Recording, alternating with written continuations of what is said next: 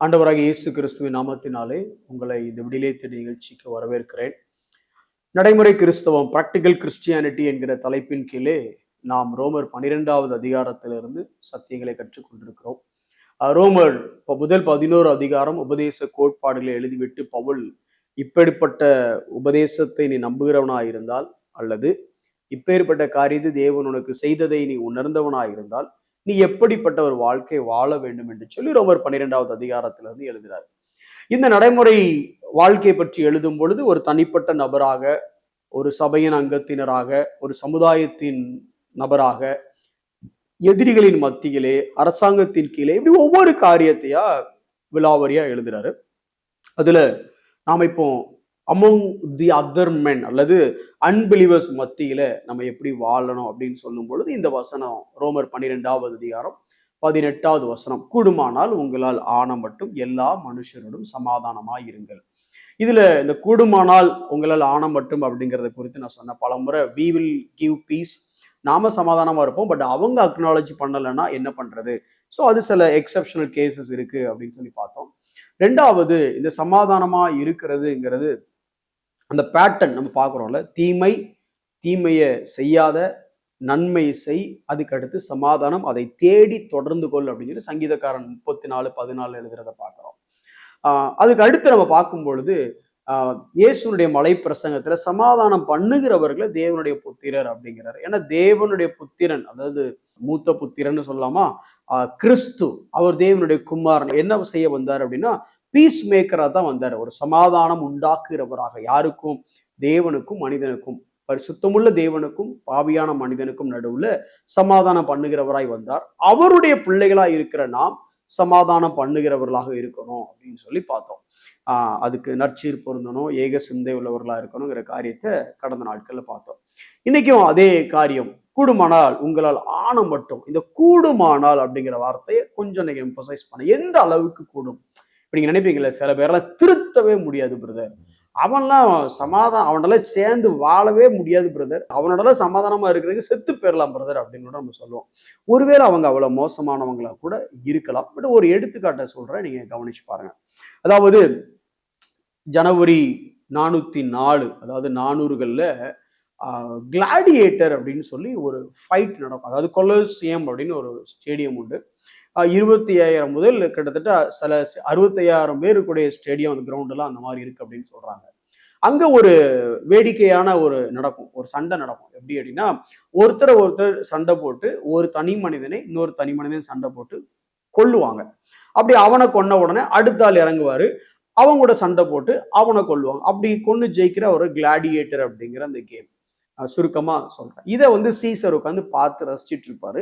உள்ள வந்த உடனே அவருக்கு ஹேல் டு சீசர், அதாவது சீசருக்கு வணக்கம் அப்படின்னு சொல்லிட்டு, சீசருக்காக நான் செய்கிறேன் அப்படின்னு சொல்லி சண்டை போடுவாங்க. கொடூரமான சண்டை. இதை பார்த்து என்ஜாய் பண்றதுக்கு ஒரு கூட்டம். இது ஒரு பொழுதுபோக்கு சம்பவம். அப்ப டெலிமேக்கஸ் அப்படின்னு சொல்லி ஒரு துறவின்னு ஒரு கிறிஸ்துவ துறவி, அவர் ஒரு என்ன சொல்றதுன்னா, தன்னுடைய வாழ்க்கையில எல்லா காரியத்தையும் திறந்து ஆண்டவருக்காக வாழ முற்பட்ட ஒரு தெய்வ மனிதன். அந்த மனிதருக்குள்ள தேவன் என்ன சொன்னார் அப்படின்னா, நீ ரோமுக்கு போன ஒரு உணர்வு வந்த உடனே அவர் ரோமுக்கு வர்றாரு. ரோமுக்கு வந்த உடனே ரோம் ஜெகஜோதியா இருக்கு, பயங்கர டைம் ஆஃப் செலிப்ரேஷனா இருக்கு. அப்ப அவ்வளவு செலிப்ரேஷனா இருந்தோன்னே இவர் பாக்குறாரு, என்னப்பா இந்த ஊர்ல இவ்வளவு சந்தோஷம் அப்படின்னா, சார் உங்களுக்கு தெரியாதா, இத மாதிரி கிளாடியேட்டர் கேம் நடக்க போகுது அப்படின்னு சொல்லி அங்க நடந்தது. அப்படி என்ன கேம் பாக்குறாரு. இங்க அந்த சம்பவம் எல்லாம் புரிஞ்சிடுச்சு. அப்போ ஒரு மனசுல ஒரு எண்ணம், கிறிஸ்து உயிர்த்தெழுந்து இவ்வளவு நாட்கள் ஆகியும் எப்படி இன்னும் மக்கள் அந்த அன்பை புரிந்து கொள்ளாமல், சமாதானமா இல்லாம ஒருத்தருக்கு ஒருத்தர் அடிச்சுக்கிறாங்க அப்படின்னு சொல்லி அந்த ஸ்டேடியத்தினுடைய உள்ள வரைக்கும் வராரு. லாங் ஸ்டோரியை கொஞ்சம் சுருக்கமா அவங்களுக்கு சொல்றேன். ஒரு ஸ்டேஜுக்கு அப்புறம் அந்த பேரிகேடை ஏறி உள்ள போயிடுறாரு. சண்டை போடுறாங்க மத்தியில. அவங்க மத்தியில போயிட்டு, for the Christ name sake stop fighting அப்படின்னு சொல்றாரு. அதாவது கிறிஸ்துவின் நாமத்து நிமித்தம் நான் உங்களுக்கு சொல்லுகிறேன், சண்டை போடாதிருங்கள் அப்படின்னு. சுத்தி இருக்க கூட்டம்லாம் பயங்கர, அந்த வயசானது இத்தனை போடியா, கேம் நடந்துட்டு இருக்கு, டிஸ்டர்ப் பண்ணிட்டு இருக்கான் அப்படின்னு. அந்த வாழை மடக்கி அவரோட வயிற்றுல ஒரு குத்தி அவரை தூர தள்ளிட்டு திருப்பி இந்த சண்டையை ஆரம்பிக்கிறாங்க. அவரு திருப்பி அங்கிருந்து எந்திரிச்சு for Christ sake there is no fight அப்படின்ட்டு அவர் அதே மாதிரி திரும்ப சொன்ன உடனே கடைசியா அந்த வாளாலேயே அவரை குத்துறாங்க. அவரு கீழே விழுறாரு. அப்படியே அந்த ரத்தம் வெளியில மண்ணோட சேர்ந்து அவர் அங்க சாகுறாரு. இதை பார்த்துக்கிட்டு இருக்கும் பொழுதே கூட்டத்தில இருந்து ஒரு நபர் எந்திரிச்சு அந்த காட்சியை பார்க்கறதற்கு சகிக்காம அவர் வெளியே போறாரு. அப்படியே ஒவ்வொருத்தரா எந்திரிச்சு வெளியே போக ஆரம்பிக்கிறாங்க. இந்த சம்பவம் அரசவைக்கு தெரிய ஆரம்பிக்குது. கடைசி ரோம அரசாங்கமே அந்த கொலோசியம் ஸ்டேடியம் எம்டி ஆயிருது. அந்த ஒரு சம்பவத்தின் அடிப்படையில ரோம அரசாங்கம் இந்த கிளாடியேட்டர் அப்படிங்கிற கேமையை ஸ்டாப் பண்ண சொல்லி ஆர்டர் பண்ணுது. 2 பேருக்கு நடுவுல சமாதானம் பண்ணுவதற்காக இந்த டெலிமேக்கஸ் அப்படிங்கிற அந்த செயின்ட் அவர் மரித்தார். ஒருவேளை நீங்க யோசிச்சிருக்கலாம், கூடுமானால் உங்களால் ஆன மட்டும். எத்தனையோ தடவை கத்தி பார்த்தேன் சார் இவனு கேட்டேன். இயேசுவின் நாமத்துல சொல்றேன், சண்டை போடாதீங்கடான்னு சொன்னேன், கேட்டானுங்களே சார். இயேசுவின் நாமத்துல சமாதானமா இருங்கன்னு சொன்ன, கேட்டானுங்களே சார் அப்படின்னு அவர் எத்தனையோ முறை சொல்லிட்டு இந்த ரோமர் 12வது அதிகாரம் இந்த வசனத்தை வாசிட்டு, கூடுமானால் உங்களால் ஆன மட்டும். எவ்வளவோ சொல்லி பார்த்தேன், இவன் கேட்கல, எப்படியும் போ அப்படின்னு வந்துட்டேன் அப்படின்னு வரல. He died to make peace among those parties. அந்த மக்கள் மத்தியில ஒரு சமாதானத்தை ஏற்படுத்துவதற்கு அவர் தன்னுடைய ஜீவனையே அங்க விலைக்கிரயமா அந்த மனுஷன் கொடுத்தார். இப்போ இதன் அடிப்படையில நீங்க நினைக்கலாம், நான் சமாதானம் பண்ண போய் என்ன அவன் மதிக்கலைன்னா என்ன பண்றது? நான் சமாதானம் பண்ண போய் என் பேச்சு அவன் கேட்கலன்னா என்ன பண்றது? நான் சமாதானம் பண்ண போய் அவன் என்ன அசிங்கமா பேசிட்டா என்ன பண்றது? இந்த டெலிமேக்கர்ஸை விட நீங்க ஒன்றும் பெரிய காரியத்தை செய்யறதில்ல. இவர் யாரு? இதே சத்தியத்தை இன்னும் சொல்ல போனா உங்களுக்கும் எனக்கும் கிடைச்ச அளவுக்கு வேத புத்தகமும் வேத சத்தியத்திற்கான விளக்கங்களும் இந்த அளவுக்கு நமக்கு கிடைச்ச அளவுக்கு அன்னைக்கு அந்த அருமையான தேவ மனிதன் டெலிமேக்கஸை கிடைச்சிருக்குமான்னு எனக்கு தெரியல. கிடைச்சிருக்க வாய்ப்பு இல்லை நிச்சயமா. ஆனா அவர் சமாதானம் பண்ணுகிறவராய் தன் ஜீவனையே கொடுக்க முன் வந்தார். காரணம் கிறிஸ்துவின் அன்பு. எனக்கு அருமையான சகோதரனே சகோதரியே, இதே மாதிரி நீங்களும் நானும் சமாதானம் பண்ணுகிறவர்களாக நம்ம இருக்கிறோமா? வேதத்துல ஒரு சம்பவத்தை வேகமா சொல்றேன் பாருங்களேன்.